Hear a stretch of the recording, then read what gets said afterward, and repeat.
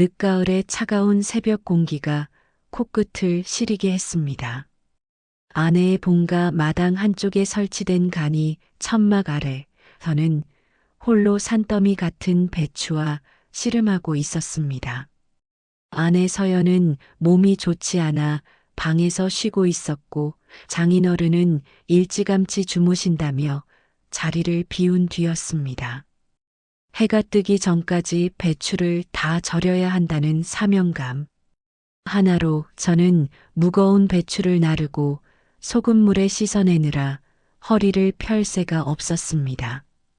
겉옷을 벗어던지고 땀을 흘리는 저에게 이 작업은 단순히 연례 행사가 아닌 일종의 극기 훈련이나 다름없었습니다. 고요한 새벽 오직 물소리와 제 거친 숨소리만이 들리는 이 공간은 마치 세상과 단절된 듯한 기묘한 느낌을 주었습니다.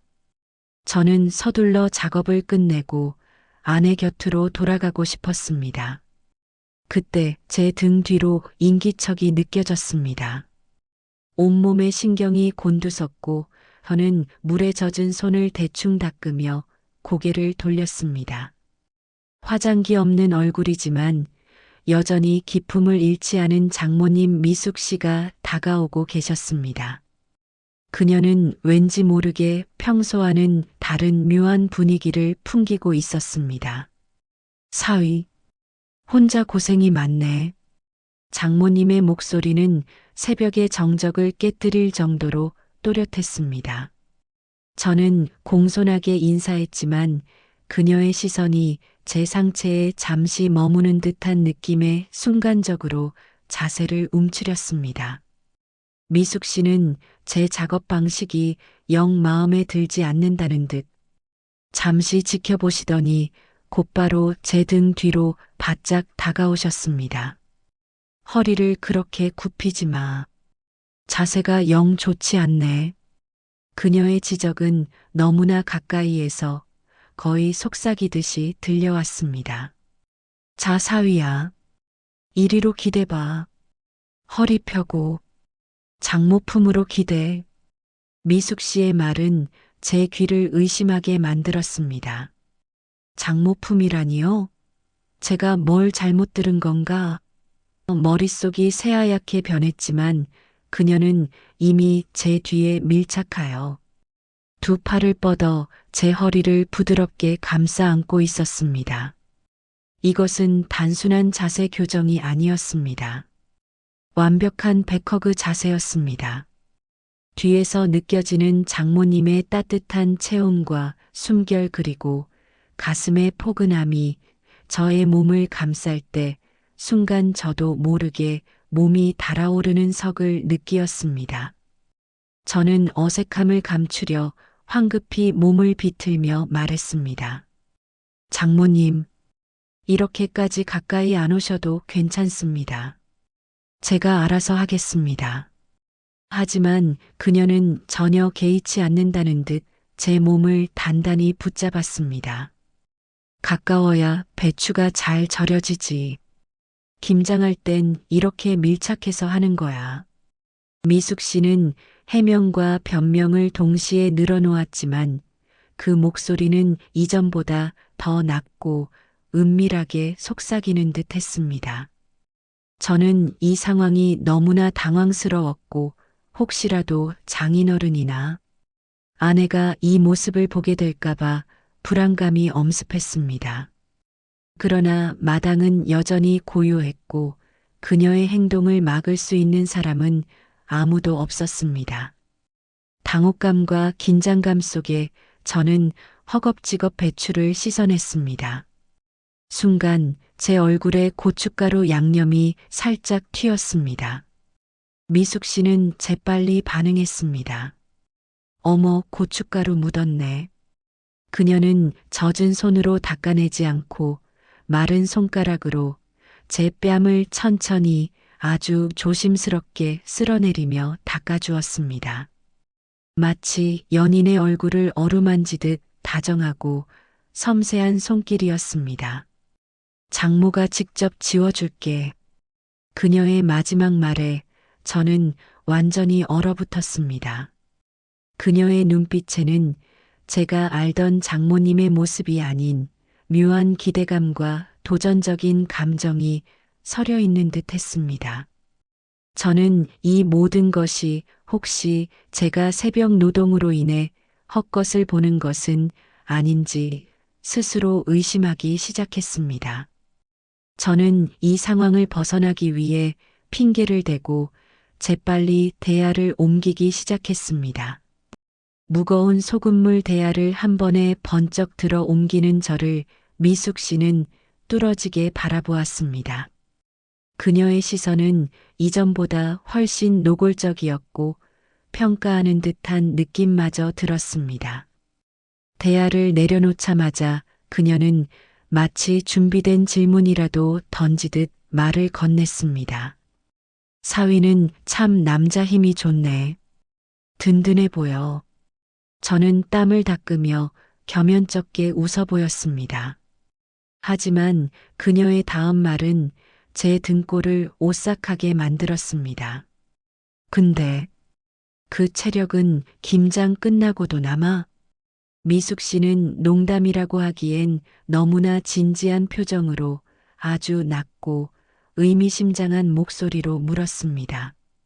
그녀의 질문은 단순히 김장 후의 피로도를 묻는 것이 아니라는 것을 본능적으로 직감할 수 있었습니다.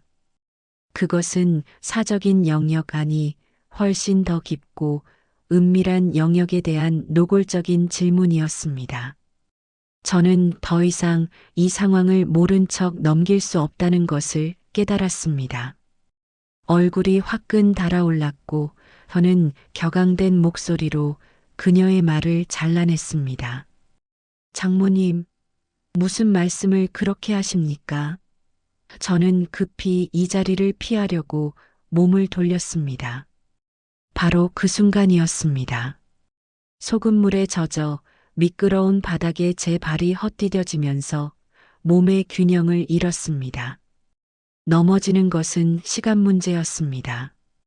위험을 감지한 미숙 씨가 심상치 않은 민첩함과 팔힘으로 제 몸을 강하게 끌어안았습니다.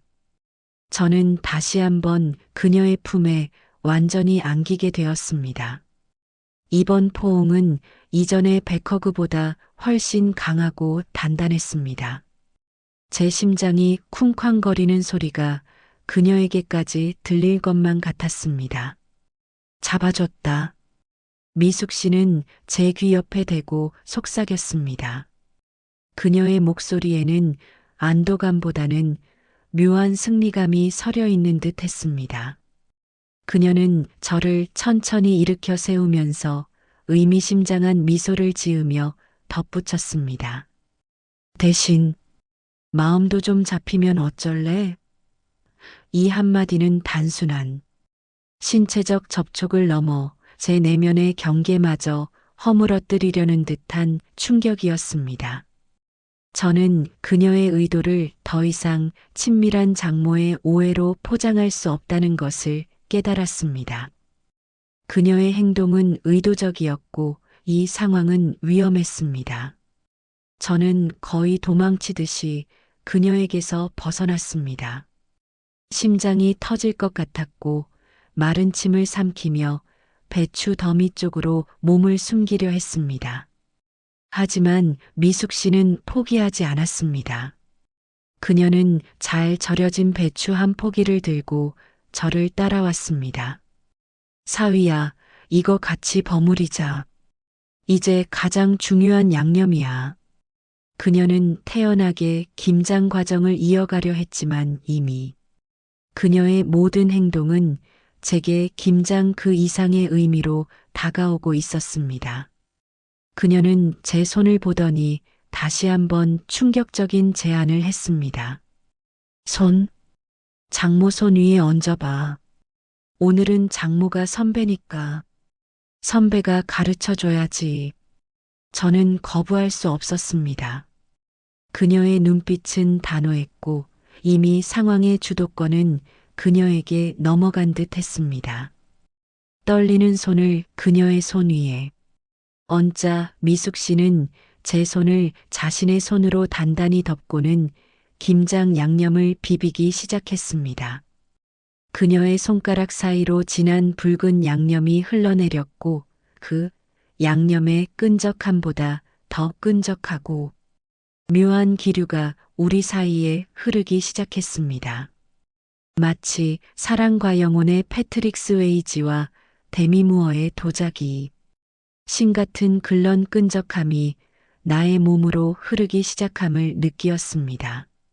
미숙 씨는 제 손을 자신의 손에 고정한 채 양념을 버무리는 시범을 보였습니다. 그녀의 얼굴은 제 어깨 바로 옆에 붙어 있었고 그녀의 숨결과 향수, 냄새가 뒤섞여 저를 더욱 혼란스럽게 만들었습니다. 그녀는 낮은 목소리로 속삭였습니다.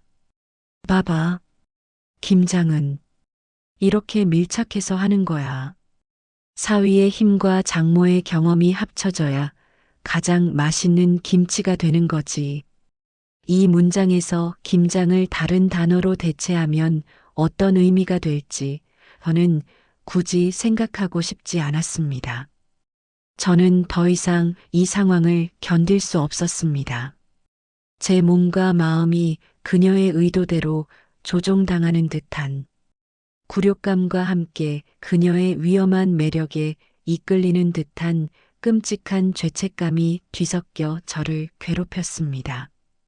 숨이 막혔습니다. 저는 간절한 목소리로 그녀에게 호소했습니다. 장모님, 제발 숨 좀 쉬게 해주세요. 이 말은 단순히 물리적인 숨을 뜻하는 것이 아니었습니다. 이 무거운 압박감, 벗어날 수 없는 긴장감으로부터 해방되고 싶다는 절규였습니다.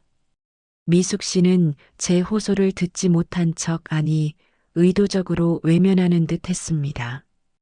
그녀는 마지막 배추 한 포기를 들고 여전히 묘한 미소를 지으며 저에게 내밀었습니다. 그리고는 이제껏 했던 모든 행동의 의미를 집약하는 듯한 최후의 일격을 날렸습니다. 사위야, 김장은 같이 하면 정이 생기거든. 근데 우리는 정도 지나쳤다. 이미 선을 넘어버린 것 같네. 미숙 씨는 제 눈을 똑바로 응시했습니다. 그녀의 눈빛은 이미 모든 것을 알고 있다는 듯 저의 혼란과 당황을 즐기는 듯 했습니다. 그녀의 마지막 질문은 이 모든 은밀한 접촉과 속삭임의 결론이었습니다. 이제 어쩔래? 그 말은 이 상황을 단순한 실수나 오해로 되돌릴 수 없음을 선언하는 것과 같았습니다. 그녀의 행동은 이미 관계의 경계를 허물었고 이제 그 다음 행동을 결정할 책임은 저에게 넘어온 것입니다. 저는 아무 말도 할 수 없었습니다. 온몸의 피가 머리로 솟구치는 듯했고 제 얼굴은 김장 양념보다 더 붉게 달아올랐습니다. 새벽에 찬 공기가 이제 더 이상 차갑게 느껴지지 않았습니다. 오히려 몸속에서 끓어오르는 뜨거운 열기 때문에 정신을 차릴 수 없었습니다. 저는 그 자리에서 꼼짝할 수 없었고 미숙 씨는 그런 저를 만족스럽다는 듯 바라보며 천천히 몸을 돌려 천막 밖으로 나섰습니다. 그녀가 사라진 뒤에도 저는 한참 동안 그 자리에 서서 손에 묻은 양념과 그녀의 체온이 뒤섞인 듯한 묘한 감각을 지울 수 없었습니다. 그리고 바지 아래쪽에 뭔가 끈적함이 묻어 있는 것을 저는 애써 외면하려고 노력했습니다. 김장은 끝났지만 제 마음속에 시작된 복잡하고 위험한 드라마는 이제 막 뚜껑을 열었을 뿐이었습니다. 장모님 한 번 더 안 될까요?